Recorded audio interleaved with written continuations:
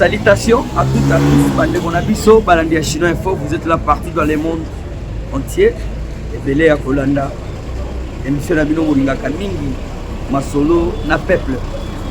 Chers dames et messieurs, chers compatriotes, chers Congolais, je suis très ému dans Tongo ya Lelo, pour n'envoyer Liboso Nabino, pour faire Sabino, tous à Kobenga information. Que ça là-haut, tous à Kobenga. Pour édifier le peuple congolais, pour édifier Batutu, na Makamunyo surtout, pour les alliés pour les Kanakati Yambo Kanabiso. Chers compatriotes, j'aimerais vous demander ceci. Aimez, partagez, commentez et likez votre émission. Tokosenga été na minute nde toza koloba. Baona ba s'abonner te ba s'abonner à la chaîne, ayez vos apaisements. Puisque j'aimerais un peu vous en avoir, donc vous voir de milliers de Congolais au Bazalakawa, à Katia Chen Abino Poto, travail à Mwami. Chers dames et messieurs, chers compatriotes, les gens aux Olympiques, à Lombango, Otomega Kosolola, Makambo Yoyo, Yamboka Nabiso. Voilà la fête tout, Bangangaza Mbembote, Baba week-end, la bande de Konanganyo, surtout à Bukavu. Walikal est toujours normalisé, donc à l'aise. Je suis très à l'aise. Pourquoi? Parce que les informations que je possède ici, les alibes informations oyo, ce que l'on dit yango, donc on peut comprendre que non, c'est ça de la vérité. Numéro dans la bande filante 89 40 36 878, les alibes numéro nangai. Il faut donc de temps en temps. Vous allez l'information au bois qui peut diffuser. Vous allez dans la reproche. Pessi, de Bongisi Moussala. Depuis ce travail. Et qu'est-ce que je suis venu faire ici ce matin? Puisque l'obit au sali émission te. Na conseil n'a pas bouli ici puisque vous avez papa baya oh on a signé déjà na bino contrat. Ah na moni sac à information les ali mais à zone 3 pour ce bandola par jour. Donc pendant la journée. N'avez pas battu, n'avez pas bêta dossier. La paire a changé de camp. La paire a changé de camp. La paire a changé de camp. Quand Ganté, quand la paire a changé de camp. Hein? Quand le rôle a quand charge, le rôle a quand pem, avec le mot bon. Ganté, quand. Chers dames et messieurs, Tobeta Solo pour Namarambo ya Bukavu. Qu'est-ce qui s'est passé? Une situation depuis 22h, 10h, situation est là qui ndengeni. Vous êtes tous sans ignorer que non, la émission Nangaï à Mukolo Lobby. La émission qui vient que. Donc, ça fait déjà 2, 3, 4 jours, si je ne m'abuse pas. La loba que Goma n'est pas Bukavu. Bukavu n'est pas Goma. Goma n'est pas Bukavu. Bukavu n'est pas Goma. Par rapport à quoi? Par rapport à que lobby, peuple congolais, va téléminer dans cela. Et alors, on a regardé le bêta Masoda Walikale. Walikale, qu'est-ce qui s'est passé? Ou soit une écoleka. Ah, parce qu'on a aussi un dossier, il y a un politicien congolais, au bazar comme il y a un politicien. Tu vois, il va comme on a bango awa. Zokande bazali bandongolo misu bandoki ya Congo. Balingi ba poche na bango, balingi peuple congolais. Balingi ba poche na bango, bango balingi ba congolais te balingi via ba congolais échanger te. Mieux partager notre émission. Je sais très bien que nous sommes les partenaires privilégiés. Donc papa Nangaï, Walter Chimanga, le boxeur professionnel. Oyo asengi ngai na sala de vie pour na chaîne. Zamba pambolo papa, zapona musale tombo maliboso, nous c'est la bosse pas toujours. Toto Bonaventure, Zamba Batelayo, maître Kissa Kalambayi, mais botel de ce pays n'a pas bêta lilo. Pona Katumbi oyo akei ko critiquer mokonzi soit akei ko s'attaquer na mokonzi na chaîne ya journaliste oyo kombo kimingai na koya koyebisa bino kaka cours ya émission oyo est-ce que Katumbi a leçon morale pour beta masolo et puis de dépôt to kende ko sukisa dossier ya Museveni mwana na ye biloko akoloba papa zotinda ye to ye moko afandi ameli siga soit ameli pangi meli masanga allez aye abandi ko pité abandi ko loba n'importe. Et voilà, chers dames et messieurs, chers compatriotes, au sein na baonyo surtout ba kolanda biso na moment oyo yo commenter kaka partager, abonnez-vous massivement. Donc voilà, on a copié au sein bino auto sala yango. Et c'est parti, la paire a changé de corps. Boa. Chers dames et messieurs, chers compatriotes, Kobanga, et ça c'est un gamme de sauter, comme un gamme ya Banguna, agitateur politique. Je vous l'avais déjà dit que non, M23 bazava congolais social, donc les Rwandais tout fait. Selon la petite histoire, au biso tozale kinango. Soit au biso tozako yeba. Politique au biso tozana yango et yali politique moko ya ko faire voir monde entier que non, il faut qu'on aime tout d'abord Congo. Ceux qui ont lingi Congo ne comprendre. Oui, toza batu Félix Antoine Tshisekedi Tshilombo président azala ba balingi na ba balingi été.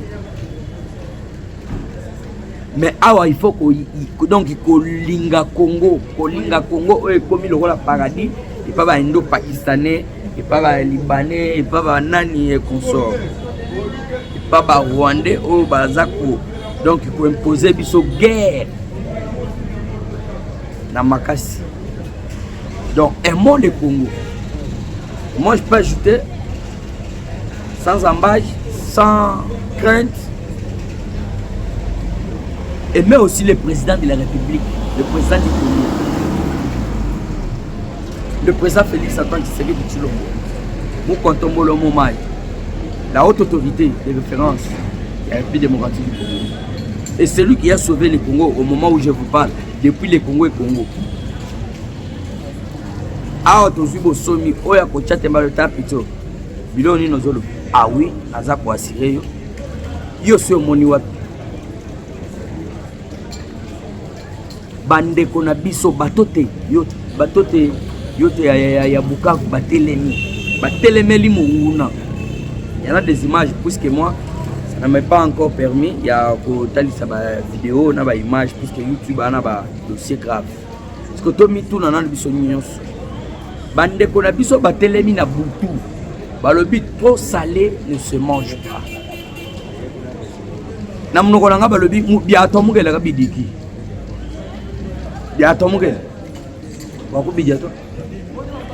Bilo très salé, comment vous allez manger ça? Et ils se sont levés, ils se sont mobilisés, ils se sont révoltés, ils ont dit non. Ça suffit.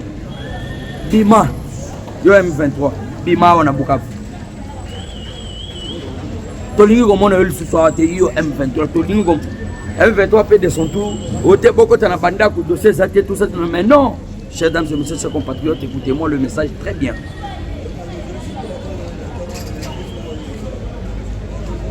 Et donc population va le dire non. Tout ça, bobo mangaka biso nyonso mbala moko to ko mbala moko lieu to bata mana banda. Oh, c'est notre pays, vous ne pouvez pas nous escroquer, vous ne pouvez pas nous violer, nous massacrer, nous voler, nous tuer jusqu'ici, jusqu'à présent. Non, ça suffit. Bobi Mabokende. Ceux qui vont voter bino bozana manduki bisotana manduki te bobo mabiso basi. Nanga libérateur avec toute une ribambelle et ababissimo. Un soi-disant mouche. Mouche Moussous dans l'Assemblée nationale, Mouche Moussous quand on a attaqué Mbok. Et vous comprenez comment des politiciens congolais passent à Kosala Makam. Et aucune indignation. Aucun message de la part de l'Union Sacrée. On est à l'Union Sacrée, le lieu comme 40 membres. Vous êtes en train de partir, donc c'est tout justement votre départ. Vous avez fondé Bongo. L'Union Sacrée, zéro. Vous avez rendu au chef de l'État donc un bon service, on vous trompe. Vous avez foutu.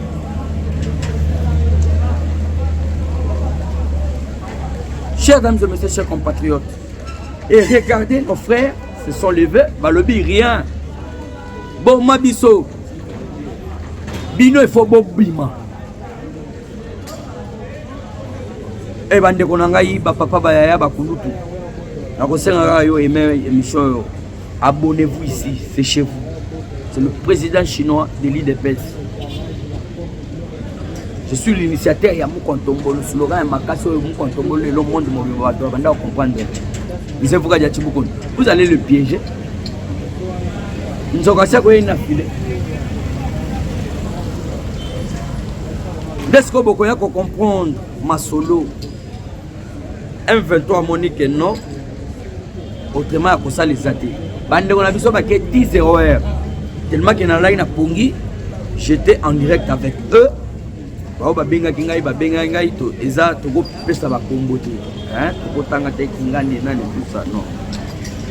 savez tous que non, anonymat n'a pas soit source, et c'est ainsi que Monaki, je crois que papa bazan ba photo papa Joseph, pasteur Etienne, aux Aliwana sans pas ignorer mon apôtre Gédéon Kamana. Voilà ça la donc Moussali Ankolo. Na papa Mukuna. Botika teke ba individu ba passer mo ya lukuta ba poussa na pas mokonzi. Bino ba to na tangi ba kombo boza ba véritable pasteur bino nde fo boza la wana. Tout autour ya mokonzi, pas de flatteur ya ba pasteur. Ba professeur belé ba pesa za c'est comment que non ba banda ko senga ba dim. Moi j'ai un pasteur à Sengata offrande. Lui tout justement il fait son message au bon la mutema on dit mankolo et puis Dédé ndenge zali wana. Aux en offrande, aux en angoté. Et pour lui, il ne faut même pas offrande des ânes. Voilà, c'est mon église, dirigée par l'apôtre Gédéon Kamana. Mais voyez-moi un apôtre, c'est facultatif. Alors, papa Mukuna, organisez-vous, vous allez tout autour de mon des bons pasteurs. Dossier Nangé Zawani.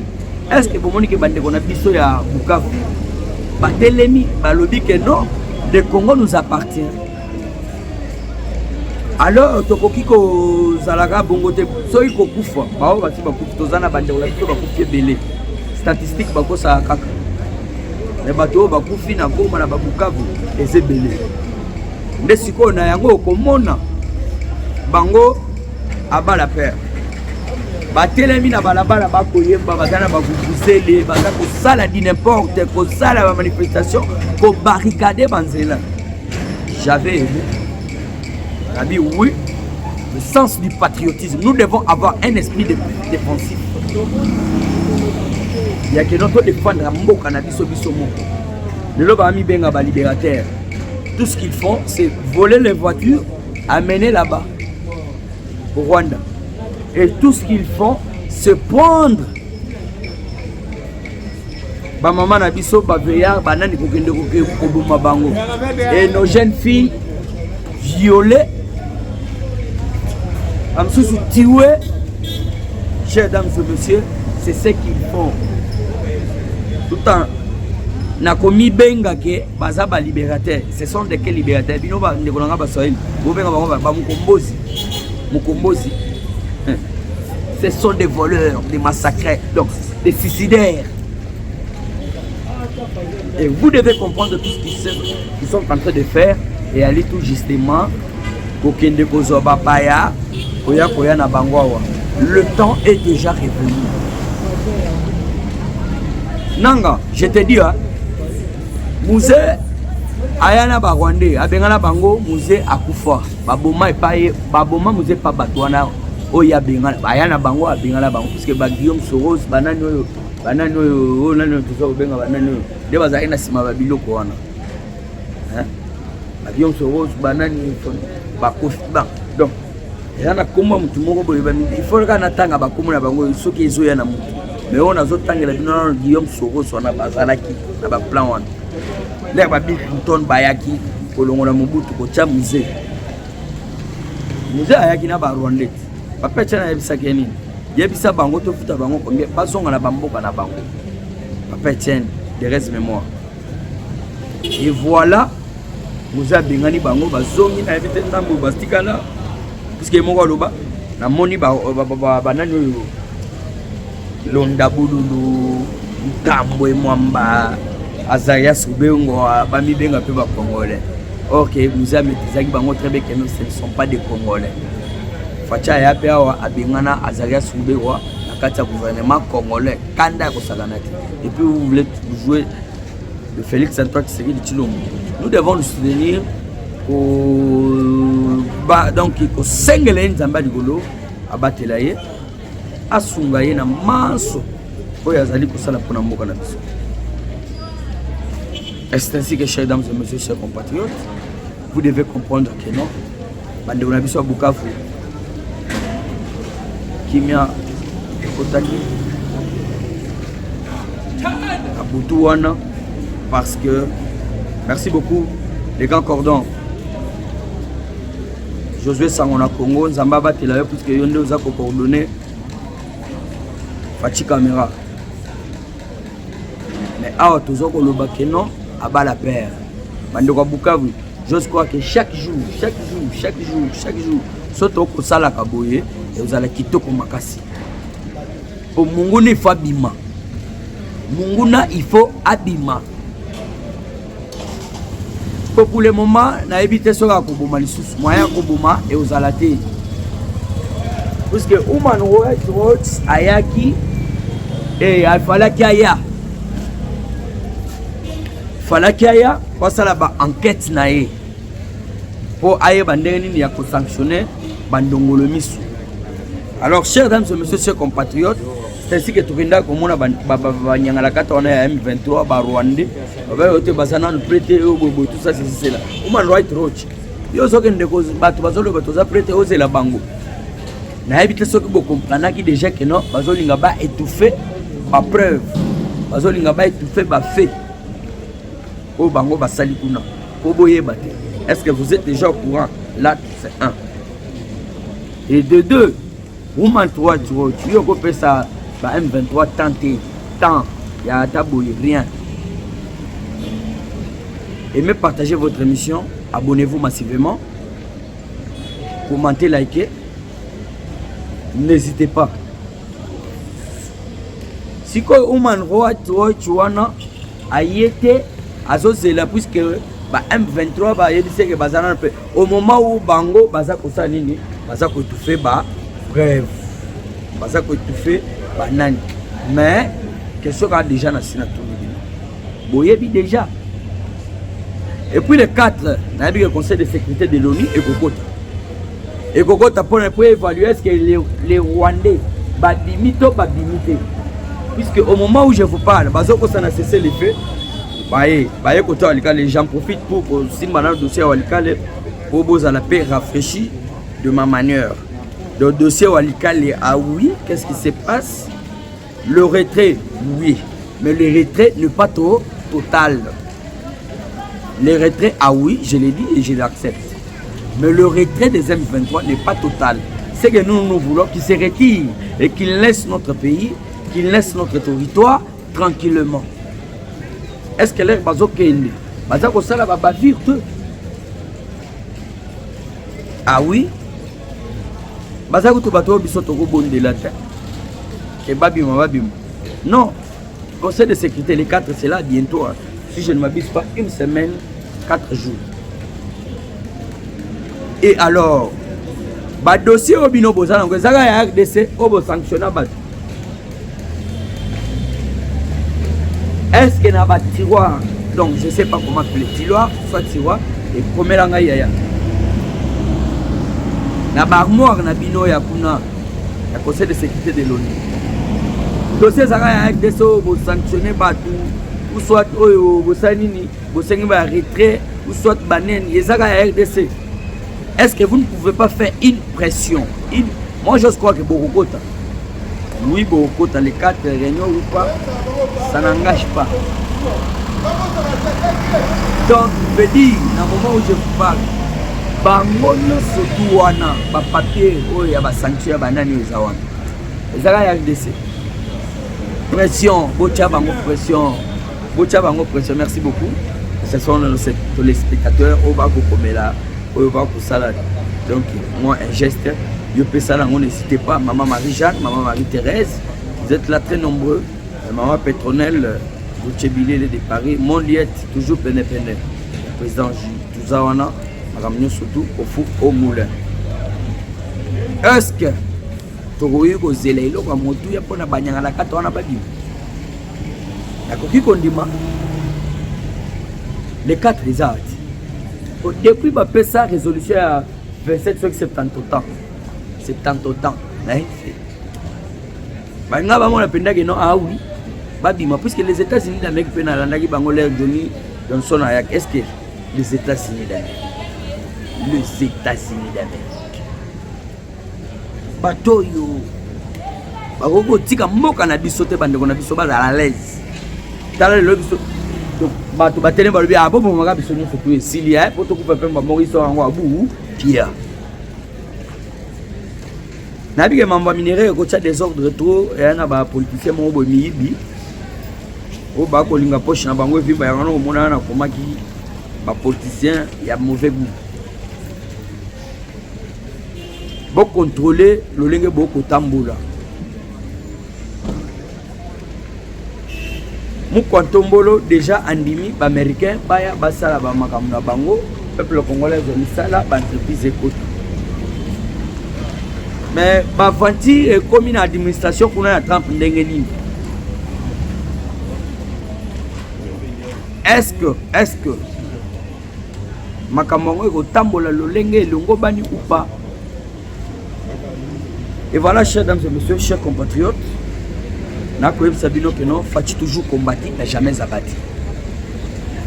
Puisque au moment où je vous parle, Makambo Duel, merci beaucoup Pasteur Louis, voilà, toujours en direct, à Rolanda Bissot. Alors, pour comprendre, est-ce que l'administration à Mokozi, ils allaient malam pour ne pas otozali kobenga coopération munene bongo na États-Unis d'Amérique puisqu'il y en a toujours ba désordre mobulu oya ko lukaka yalia mais vous oubliez le peuple congolais au papa Tchène qui s'est dialogué à l'obaka le peuple d'abord bino bozu le peuple botier le peuple de dehors et non. Ça ne va pas marcher comme ça. Botika, quand vous allez kobenga duel, coopération entre la République démocratique du Congo et les États-Unis d'Amérique, base à la vraiment dengue bazawana, état par état. Il y a tellement d'individus. Chers dames et messieurs, chers compatriotes, vous allez voir na kati ya information, batubako sepelaka tout mingi. Et wana tukei na roman poto yo ça. Katumbi